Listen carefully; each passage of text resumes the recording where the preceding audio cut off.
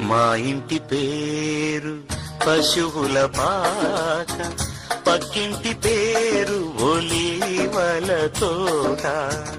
మా ఇంటి పేరు పశువుల పాక, పక్కింటి పేరు ఒలీవల తోట.